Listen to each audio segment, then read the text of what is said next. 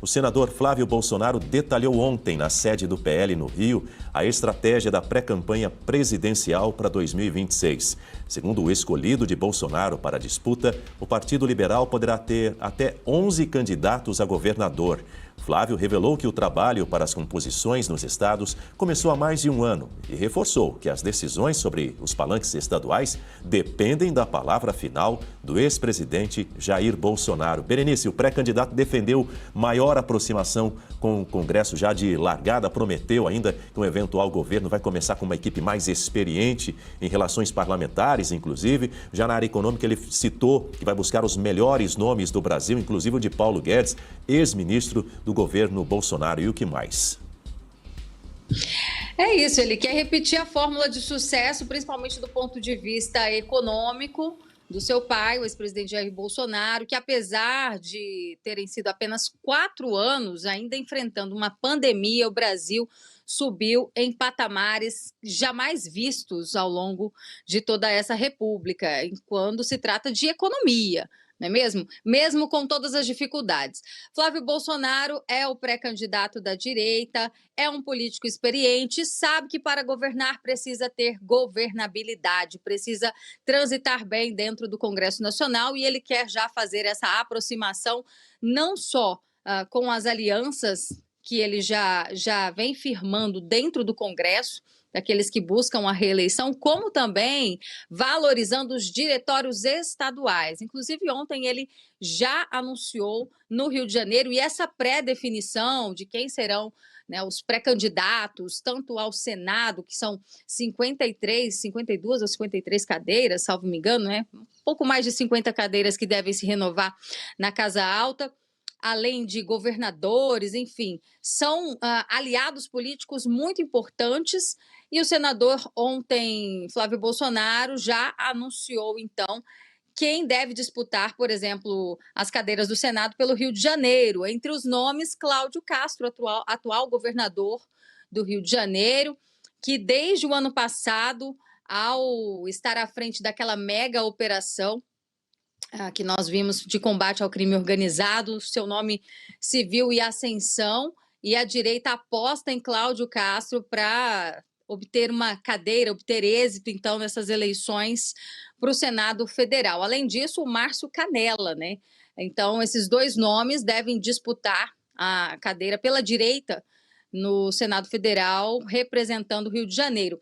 E para o governo do Rio de Janeiro, eles apostam no nome do Douglas Ruas, junto com Rogério Lisboa, nessa chapa para representar o Rio de Janeiro. Agora, do outro lado, Daniel, sei que nós estamos falando nesse momento das escolhas do senador Flávio Bolsonaro, mas já que ele ontem, coincidentemente, já trouxe os nomes que vão representar a direita, tem do lado da esquerda, ou seja, quem seriam os concorrentes, né, de Cláudio Castro e do Canelas? A Benedita da Silva, né, aquela que subiu o morro bem após ali a operação no Rio de Janeiro. Ela, inclusive, essa semana gravou um vídeo tentando resgatar, o PT tá nessa missão de tentar resgatar a sua imagem depois do vexame no Carnaval. E aí a Benedita da Silva, essa mesma que está aparecendo aí para vocês, ela é que deve, então, disputar a cadeira pelo Senado Federal, representando a esquerda no Rio de Janeiro. É um nome forte, viu? Lá no Rio de Janeiro, a gente sabe que a esquerda tem a sua representatividade, então é importante que o senador Flávio Bolsonaro, a direita conservadora, faça o seu papel, faça as suas alianças, apresente um projeto político voltado realmente para as demandas do Estado, porque a Benedita da Silva, como eu disse, né, após aquela mega operação no Rio de Janeiro, ela, como representante de uma comissão aqui dos direitos humanos na Câmara, ela subiu lá na favela, conversou com os familiares dos bandidos que foram abatidos naquela operação. Então, a gente sabe que ela também puxa bastante voto e vai ser uma eleição muito disputada no Rio de Janeiro. Daniel? Felícia, ainda nessa linha aí das alianças que estão sendo formadas pelo pré-candidato à presidência, o Flávio Bolsonaro, com o objetivo de implementar essa estratégia diferente, né, segundo ele, da do pai, em 2022. Bolsonaro, na ocasião, evitou um envolvimento direto em parte das negociações estaduais. E agora está estruturando aí, como você bem disse, nos estados, em cada um dos estados, uma campanha nacional só depois disso, né, garantindo palanques mais robustos, um maior poder de negociação política também, o que é muito importante. Mas o Flávio Bolsonaro também destacou o papel crucial do irmão dele, o Eduardo Bolsonaro, justamente nessas articulações políticas. Isso mesmo. O Eduardo Bolsonaro, apesar de não estar no Brasil, ele sempre fez esse papel das relações internacionais.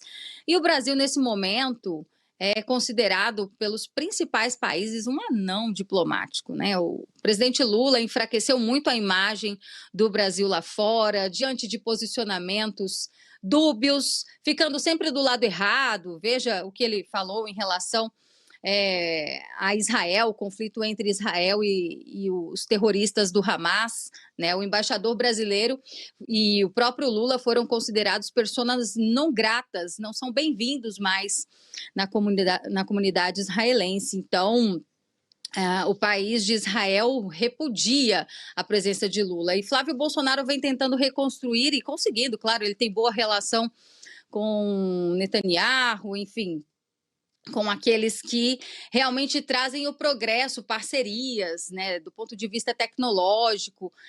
Os Estados Unidos também, Eduardo Bolsonaro hoje vive em exílio lá nos Estados Unidos e está sempre denunciando a perseguição política que acontece no país.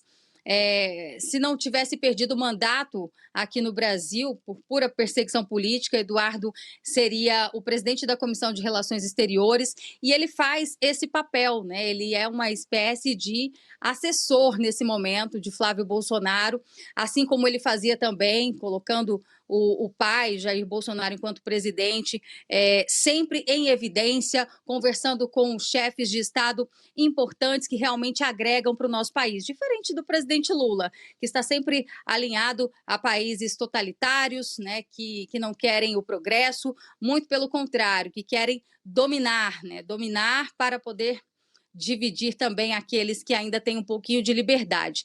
Então, Eduardo Bolsonaro, infelizmente, seria ele, né? Aliás, felizmente, infelizmente ele está fora do país, mas a gente lembra que ele era, então, o mais apontado para ser o candidato à presidência da República, para suceder o Jair, caso ele permanecesse inelegível. No entanto, desde o ano passado, quando o Eduardo decidiu sair do país, as coisas foram tomando um rumo muito ruim, vieram as sanções, no entanto, essas sanções não permaneceram, não tiveram o efeito que o Eduardo buscava, que era tentar reverter aquele julgamento do 8 de janeiro, e hoje ele encontra-se nessa posição, né? Ele faz a articulação lá fora, cuida das relações internacionais para o irmão e seguem juntos e unidos. Isso é muito importante também para fortalecer a campanha em ano eleitoral, Daniel. Essa questão das articulações, né, Berenice, também tem que passar, obviamente, pelo principal colégio eleitoral do Brasil,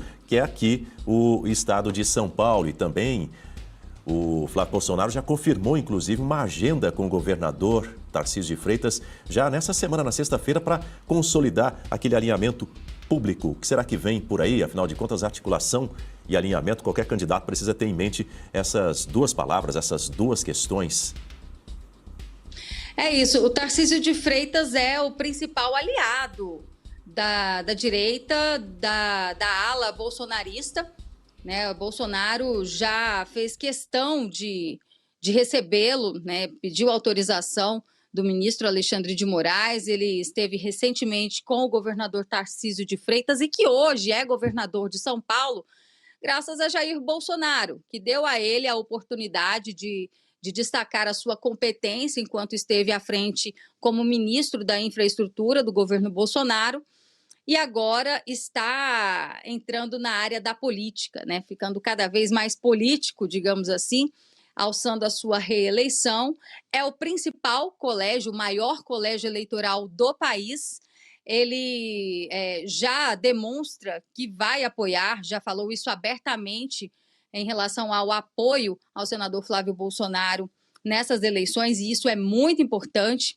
Então, essa conversa vai acontecer já na sexta-feira e certamente já estão traçando viagens, encontros, não só do ponto de vista eleitoral, como também fortalecendo bases importantes, mercado financeiro, que também diz muito, né, acaba influenciando bastante durante o processo eleitoral. Recentemente, nós vimos até uma pesquisa que demonstrava, que apontou um empate técnico entre Flávio Bolsonaro e o presidente Lula, e essa pesquisa foi encomendada por uma instituição do mercado financeiro. Então, Tarcísio também transita muito bem nesse setor e só vem para agregar nessa campanha que promete dar muito trabalho para os petistas, apesar do governo Lula, né, do presidente Lula, estar usando a máquina pública, obviamente, a seu favor, sem nenhum tipo de preocupação com a responsabilidade fiscal, Daniel. Mas, só para finalizar, já que estamos falando de articulações políticas,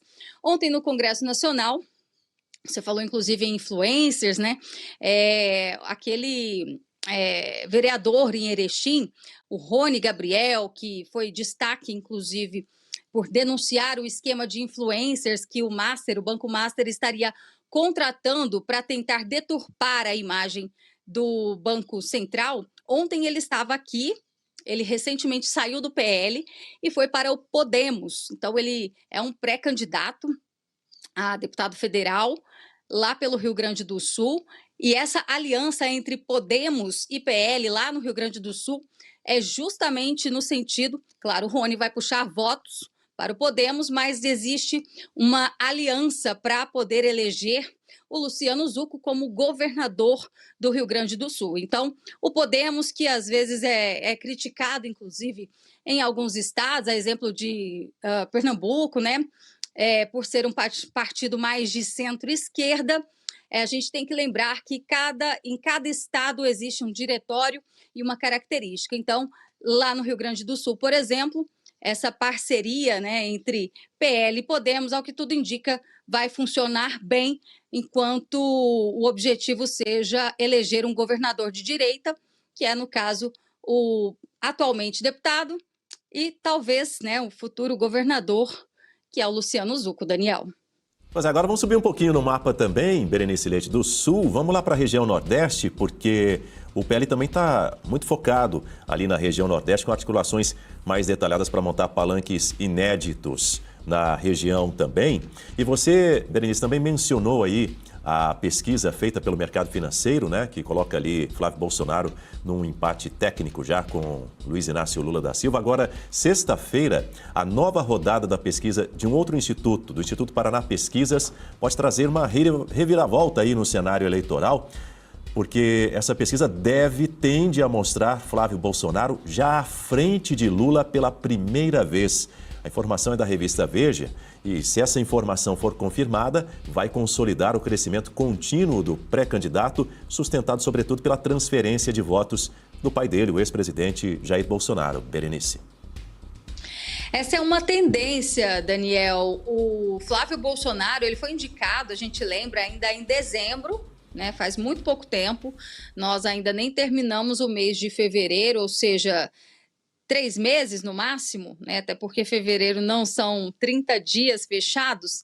O Flávio Bolsonaro vem crescendo, vem nessa ascensão, e essa tendência é muito pertinente. Isso deve acontecer e a diferença entre ele e o Lula pode esticar ainda mais, porque o governo do PT, eles vêm dando muitas bolas fora, digamos assim, né? O próprio carnaval, ainda que essa propaganda eleitoral antecipada tenha acontecido, o fato do dinheiro do pagador de impostos ter financiado, isso soou muito mal, né? O povo não gosta de ver, o povo já não gosta de pagar imposto, ninguém gosta de pagar imposto, e ainda ver uma má administração, uma distribuição feita dessa forma. Então, nesse momento, o PT precisa correr contra o tempo e vai, claro, usar de toda a sua máquina, de toda a sua estrutura, já que estão no comando do país, para tentar comprar eleitores. Lá no Nordeste, por exemplo,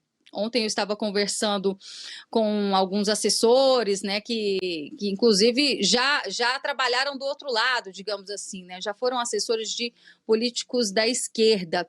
E o que eu ouvi foi o seguinte, que alguns caciques políticos, apesar de terem o seu histórico de corrupção na veia, marcado, manchado em seus currículos, eles devem se perpetuar no poder porque fizeram bem fizeram a lição de casa na eleição municipal. Então, é algo que também conta bastante, né? E se a gente for olhar para as eleições municipais, a direita venceu com larga vantagem à esquerda, né? Veja o número de prefeitos que a esquerda fez em vista, aliás, que a direita fez em vista da esquerda. Então, assim, a diferença é de mais de 200 municípios. Então, se isso permanecer, né, nesse formato, ao que tudo indica, ainda mais o Flávio se apresentando como um Bolsonaro mais moderado, conversando com vários setores, mantendo esse discurso pacificador diante de alguns conflitos internos que a própria direita apresenta, ele tem tudo para chegar com ampla vantagem e, quem sabe, até não duvido, né, se tivermos um processo eleitoral transparente, pode vencer até no primeiro turno, Daniel.